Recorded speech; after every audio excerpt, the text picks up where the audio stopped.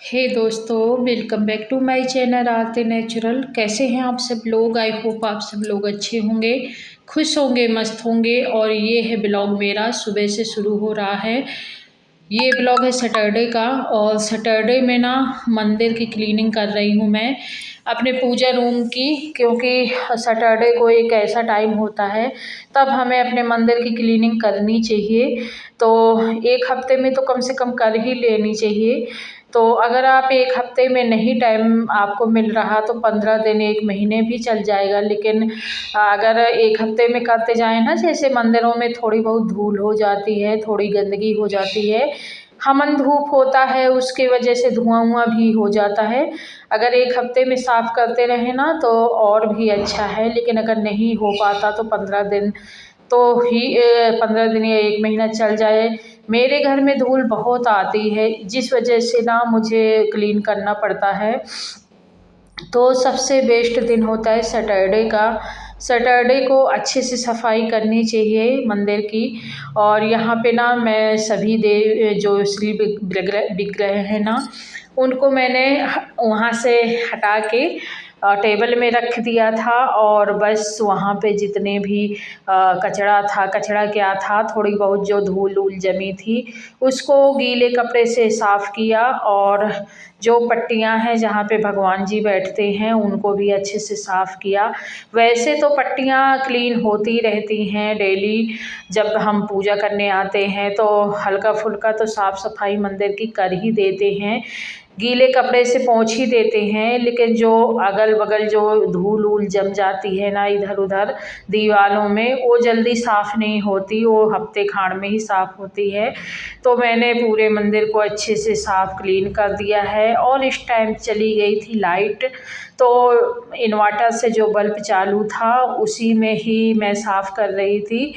Light जाने की वजह से वीडियो अच्छा साफ़ नहीं दिख रहा होगा आप लोगों को, क्योंकि अंधेरे में तो इतना ज़्यादा सफाई आती नहीं है। और मैं अच्छे से जब साफ़ कर ली ना तो यहाँ पे जो तस्वीर वाले विग्रह हैं, जो तस्वीर वाले भगवान जी की फ़ोटो होती हैं उनको मैं गीले कपड़े से ही पोंछ देती हूँ। और जो असली विग्रह होते हैं पीतल के, उनको मैं रोज़ स्नान कराती हूँ। सभी को, लड्डू गोपाल जी को, भोलेनाथ को, माता रानी को, गन्नू बब्बा को, लक्ष्मी मैया को, कृष्ण कन्हैया राधा रानी को, सभी को ना मैं रोज़ स्नान कराती हूँ। और मेरे पास ना बजरंगबली का ना ही तो विग्रह है और ना ही तस्वीर है। पहले तस्वीर थी मेरे पास बजरंगबली की, लेकिन पता नहीं वो फिर क्या हुआ था, याद नहीं, काफ़ी टाइम हो गया। फिर उसके बाद कई बार सोची कि ले लूँ, लेकिन कई बार ये होता था कि पूजा तो मैं ही करती हूँ और इनको जल्दी टाइम नहीं मिलता पूजा करने के लिए। तो फिर मैं अगर करती हूँ ना तो बोलते हैं कि औरतों को ना श्री विग्रह हनुमान जी की पूजा नहीं करनी चाहिए। तो मैं सोच रही हूँ कि एक तस्वीर ले लूँ। और जो ऊपर की अलमारी है ना, जहाँ पहले भगवान जी रखे रहते थे, वहाँ पे जो टाइल्स लगी हैं ना गणेश जी की और लक्ष्मी जी की और राम दरबार की, उसमें राम दरबार वाले टाइल्स में ना बजरंगबली बैठे हैं। और यहाँ पे देखिए थोड़ी सी पैर फिसल गया, हल्का सा पानी गिर गया होगा तो मैं गिरते बची। और यहाँ पे देखिए पूजा भी हो चुकी मेरी, मैंने सफाई किया, कपड़ा पीला वाला बिछाया, साफ़ रखा था, धुला था मैंने, वो बिछाया। और उसके बाद मैंने पूजा की। पूजा करने के बाद मैं बस आरती कर रही हूँ और सुबह की पूजा हो गई मेरी। और आप लोगों को बताऊँ कि मतलब वो जो टाइल्स लगी है उसमें राम दरबार है, उसमें बजरंगबली जी बैठे हैं। बट क्या वो सही, वो उतने में क्या सही रहता है? अगर आप लोग बताइएगा कि मुझे अलग से बजरंगबली की, मेरा बहुत मन है कि मैं बजरंगबली की फ़ोटो, तस्वीर या श्री विग्रह लूँ। लेकिन बस वही लगता है कि श्री विग्रह में पूजा करनी पड़ती है और औरतों को पूजा की नहीं जाती बजरंगबली की।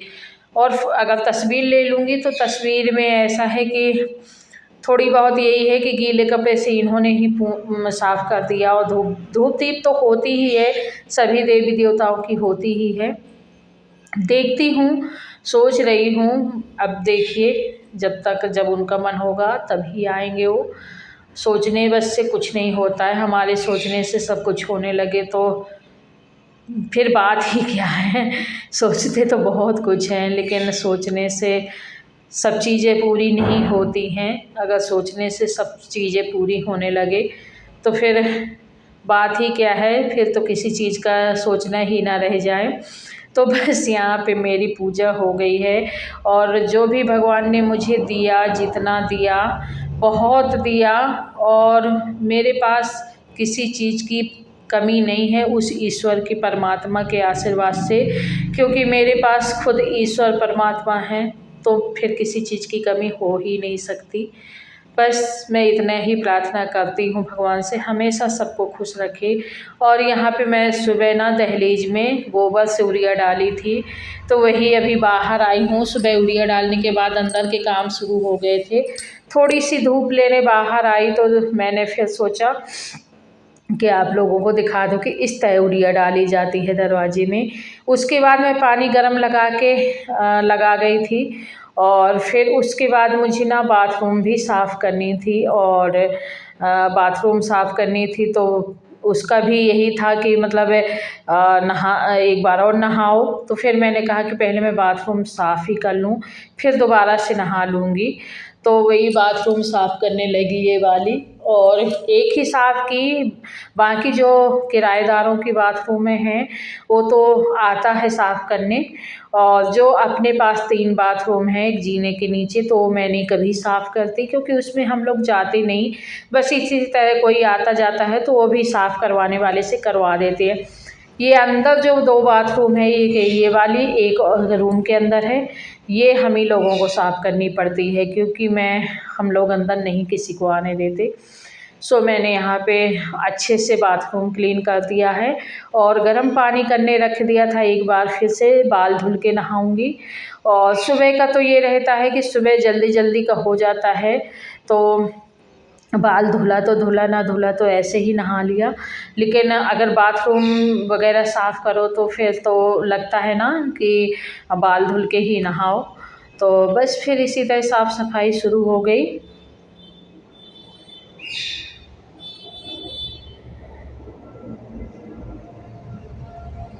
और ये जो मेरा वाइपर है ना, ये मैंने ऑनलाइन ऑर्डर किया था। इसमें ब्रश लगी हुई है, तो अच्छे से क्लीन हो जाता है बाथरूम भी।